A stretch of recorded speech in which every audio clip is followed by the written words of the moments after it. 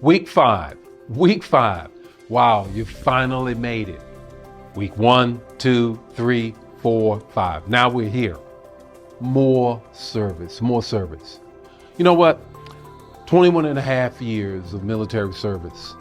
21 and a half years out of my life of serving the military. Praise God, I was also a chaplain, so it wasn't just serving the military, I was also serving the Lord. But guess what?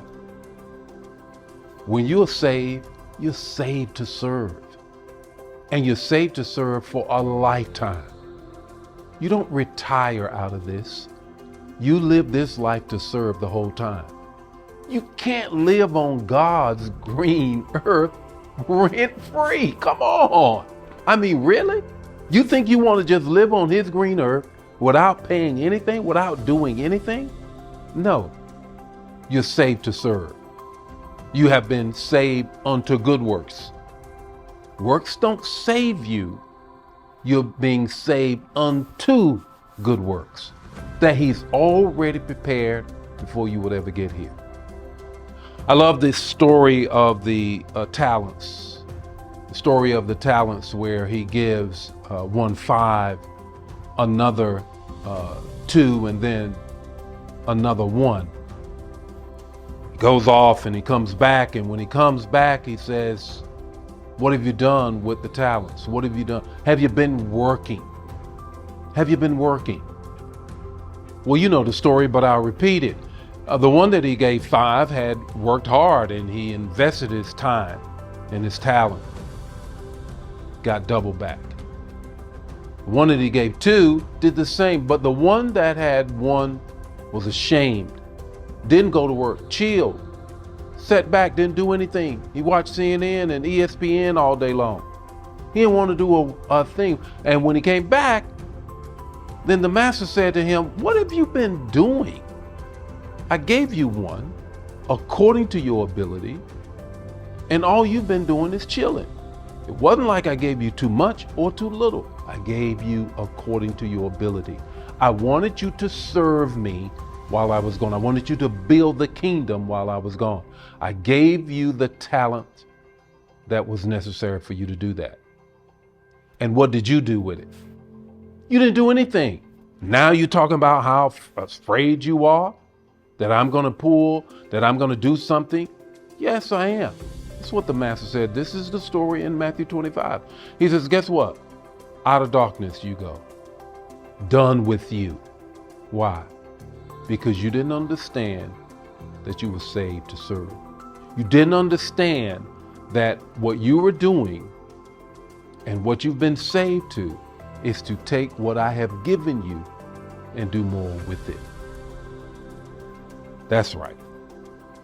You may say, well, now, Bishop, what can I do? That's the question. And that's the problem that we have so many times. We often wonder, well, what am I supposed to do? I can't do this. I can't sing. I can't dance. I can't do this, that, or the other. There are so many job openings in the kingdom. So many job openings. You cannot fill them all. So many things that you can do. There's outreach. There is the cameras.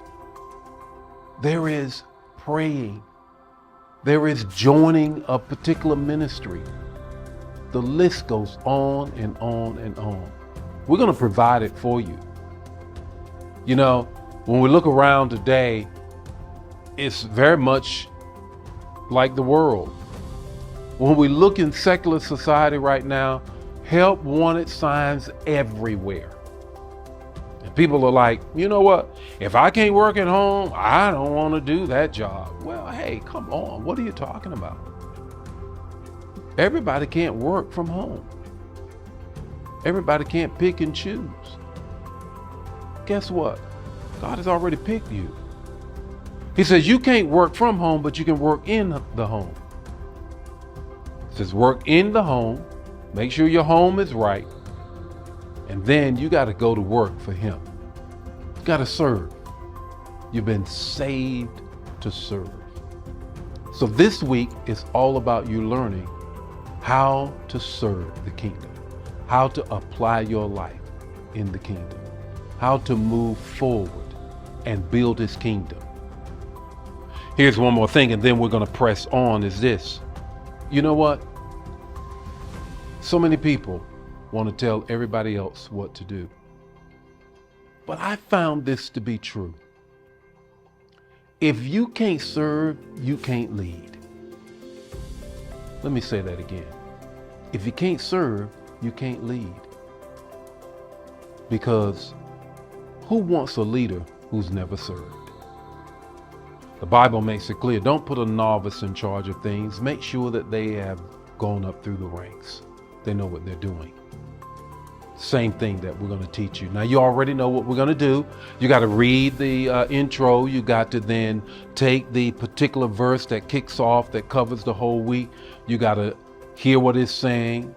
You got to listen to what it's saying. You got to write down what you think it is saying to you. And then you got to write a prayer. After you finish that, then it's time for the devotion, daily devotion. We're also going to be moving right into our week of knowing the Bible, learning each book of the Bible. And of course, we got the revival. So don't miss it. You've been saved to serve. It's more service. You can't live on his green earth for free. God bless you. Let's go to work.